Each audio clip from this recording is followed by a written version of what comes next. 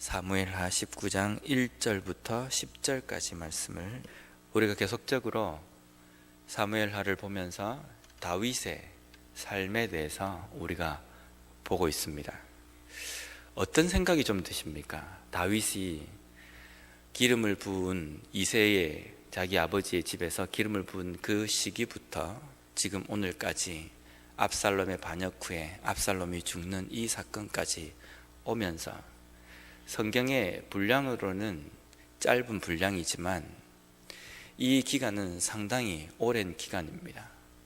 이 기간 동안에 있었던 다윗의 일생을 보며 어떤 느낌이 좀 드십니까? 저는 다윗의 이 일생을 쭉 보면서 이전에는 다윗이 이렇게 살았나 보다 라고 그냥 덮어놓고 생각을 했는데 가만히 보니까 다윗의 일생이 그렇게 순탄한 인생은 아니었구나라는 것이 좀 느껴집니다.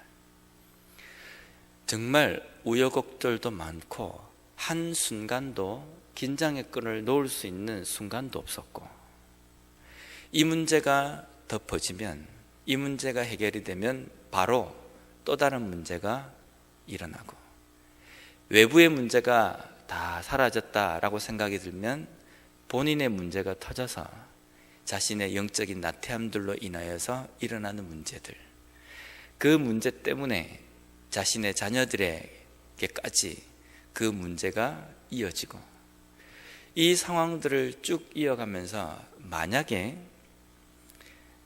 저에게 다윗처럼 왕위에 앉을 수 있는 이 기회를 주겠다고 한다면 저는 못 앉을 것 같습니다. 왜냐하면 여러 가지 힘든 상황이 있기 때문에 못 앉는 게 아니라요, 이 모든 우여곡절 가운데 어떻게 판단해야 될지를 잘 몰라서 못 앉을 것 같습니다. 우리 인생이 어렵다, 힘들다, 이것쯤은 충분히 견뎌낼 수 있습니다. 근데 정말 어려운 것은 이 상황에서 어떻게 판단하고 결정해가지고 이 문제를 해결할 것인가, 이것이 어려울 것 같습니다. 골리앗이 앞에서 이스라엘 백성들을 욕하고 하나님을 욕하고 있다. 어떻게 판단해야 되겠습니까? 여기에서 내 믿음으로 의한다면 하나님께서 나와 함께 하시기 때문에 내가 골리앗 앞에 서야 한다, 이것과 아니다, 내가 굳이 나설 필요가 있겠느냐, 그냥 내가 여기 있어도 된다, 골리앗이 욕하든 말든 하나님께서 다른 사람을 통해서 이 일을 하실 것이다, 그렇게 생각하고 가만히 있어도 될 것인가, 이 선택의 상황에서 나는 과연 어떤 선택을 할 것인가, 이것을 선택해도 어려움이 있을 것 같고 저것을 선택해도 어려움이 있을 것 같은 이 상황 가운데서 나는 과연 어떤 판단을 할까, 참 많이 복잡해집니다. 특별히 오늘 읽은 이 본문에서도 보면 자신의 그 왕위를 노리고 반란을 일으킨 자신의 아들 압살롬이 이제는 죽었습니다. 이 죽은 이 문제 앞에서 다윗은 슬퍼합니다. 슬퍼하는 거 당연합니다. 밉든 아니면 싫든 좋든 이 압살롬은 다윗의 아들입니다. 아들이 반란을 일으켰지만 그 전쟁에서 아들이 죽습니다. 이 아들이 죽음 앞에서 아버지가 슬피 울고 곡하는 것은 당연한 일입니다. 그런데 요압이 슬퍼하고 있는 다윗에게 찾아옵니다. 그리고는 이렇게 이야기합니다. 당신이 지금 당신의 아들의 죽음 때문에 슬퍼하는 이 이유 때문에 전쟁에 나가서 승리하고 돌아온 모든 군사들이 지금 부끄러워서 오히려 더 슬픔 가운데 있습니다. 기뻐하지도 못하고 그냥 조용히 있습니다. 이 문제가 계속되면 모든 군대들이 당신을 떠나버릴 것입니다 라고 요압이 다윗에게 충고를 합니다. 이 상황에서 우리라면 어떤 선택을 하시겠습니까? 저는 이 문제 앞에서 우리가 단순하게 다윗은 왕이고 그러기 때문에 이 전쟁에서 이기고 온 모든 군인들을 축하해주고 자식이 죽었다고 하는 이것은 사적인 일이기 때문에 덮어놓고 공적인 일을 우선적으로 나아가야 된다라고 우리가 쉽게 생각할 문제가 아닙니다. 왜냐하면 반란을 일으킨 압살롬 측에 있는 사람들도 이스라엘의 백성입니다.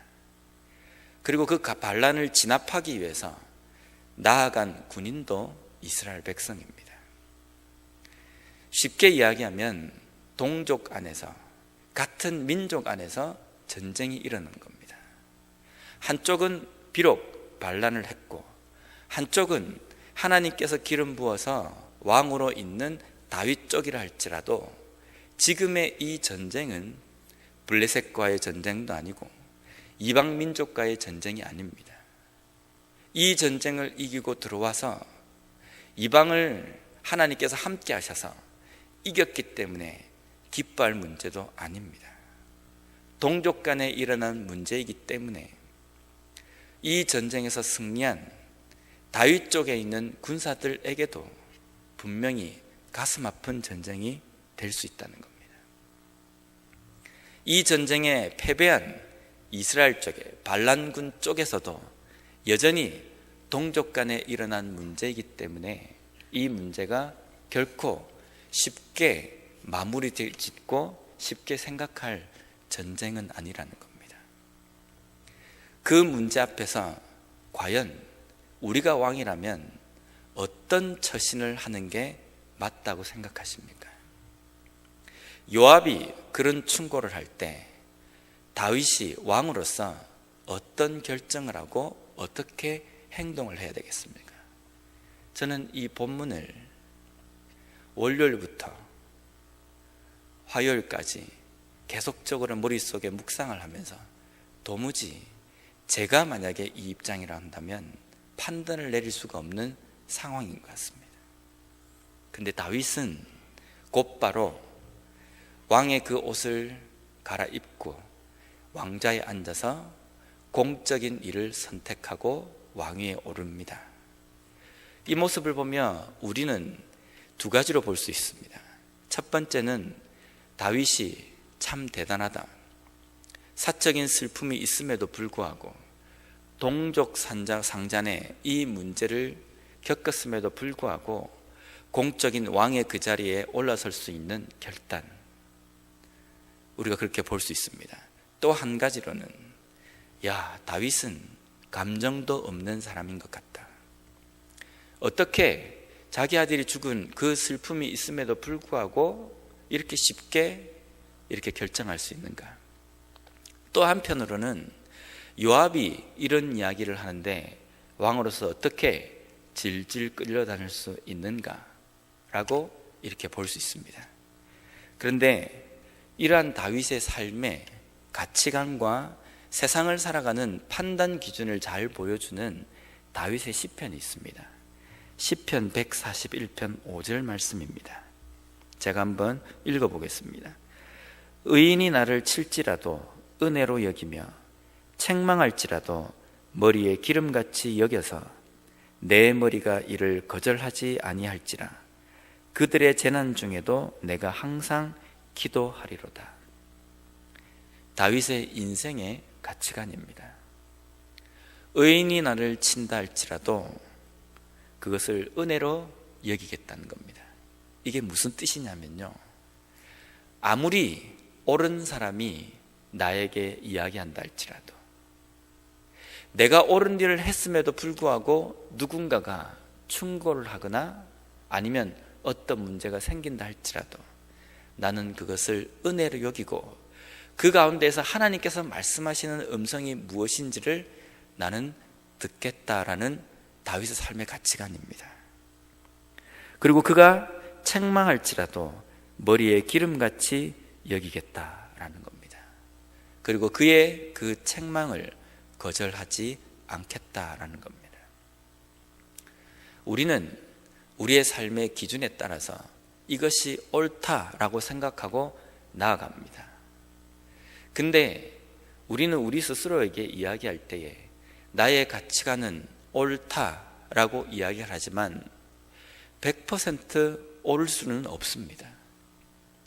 하나님께서는 우리에게 그 틀린 잘못된 삶을 지적해 주시길 원합니다. 그 지적해 주실 때에 때로는 말씀을 통해서 주시지만 때로는 주변에 있는 사람들의 입술을 통해서 그 이야기를 듣게 하십니다. 그 들을 때에 누구의 말은 듣고 누구의 말은 듣지 않고 그 기준을 어떻게 세우십니까? 유명한 아주 그러한 인물들의 말은 내가 잘 듣고 평소 때 나와 관계가 좋지 않은 사람들의 말은 듣지 않고 그러면 그 기준이 불분명해집니다. 하나님께서 우리에게 말씀하실 때에는 모든 상황과 어떤 사람을 통해서든지 우리에게 말씀하십니다. 오늘 다윗의 삶을 가만히 보십시오. 다윗은 이 우여곡절을 겪으면서 무슨 생각을 했는지 아십니까? 때로는 나단 선지자와 같은 권위가 있는 사람이 나에게 이야기를 해도 그 이야기를 내가 달게 듣겠다는 겁니다. 때로는 요압처럼 권력욕에 사로잡힌 군대 장관이 나에게 버릇없이 왕인 나에게 충고를 해도 그 말 속에 하나님의 뜻이 어디에 있는지를 내가 보겠다라고 생각하는 겁니다. 때로는 반란이라는 잘못된 방법을 통해서 압살롬이 나에게 도전을 하지만 이 상황이 나에게 어떻게 오게 됐는지, 이 압살롬의 반역의 이 사건을 통해서 하나님은 나에게 무슨 말씀을 하시길 원하시는지 나는 그것을 듣겠노라라는 겁니다. 이래서 다윗이 위대한 인물일 수밖에 없습니다. 누구나 다 죄를 지을 수 있고 실수할 수 있습니다. 다윗이 참 위대한 인물이다. 다윗의 삶을 통해서 우리는 위안을 얻는 것이 왕인 이 다윗도 우리와 똑같이 실수할 수 있구나. 여기까지 가버리면 우리는 다윗에게서 중요한 것을 본받지 못합니다. 다윗이 위대한 인물입니다. 위대한 인물일 수밖에 없는 것은 우리처럼 연약한 존재였지만 우리와 다르게 어떤 상황 가운데서도 하나님의 뜻을 보려고 몸부림치며 살았던 사람이기 때문에 위대한 인물이었습니다. 악한 상황이 우리에게 올 때에 그 악한 상황이 왜 우리에게 왔다라고 지금까지 평가하고 해석하셨습니까? 사탄의 장난이다. 때로는 마귀의 책략이다. 우리가 그냥 만약에 그렇게 생각을 해버렸다고 한다면 우리가 우리의 인생 가운데 일어나는 문제를 반밖에 해석하지 못한 것입니다. 때로는 기가 막힌 상황이 온다 할지라도 그 상황은 분명히 하나님께서 우리에게 무언가를 말씀하시기를 원하셔서 우리의 삶 속에 펼쳐놓으신 하나의 교훈거리가 된다는 겁니다. 다윗이 시편 141편에 고백한 이 내용처럼 그 어느 누군가가 나에게 충고하고 책망할지라도 때로는 나를 친다 할지라도 내가 그것을 기름같이 여겨서 내 머리에 간직하고 그 가운데에서 하나님의 뜻을 깨달으려고 나는 기도하겠다라는 이 고백이 우리의 삶에 있었으면 좋겠습니다. 그러므로 말미암아 하나님께서 우리의 삶 속에 순간순간마다 주시는 그 세미한 음성을 들음으로 말미암아 하나님께서 원하시는 하나님의 백성과 예수 그리스도의 제자의 참된 삶을 걸어갈 수 있는 우리 모두가 되었으면 좋겠습니다.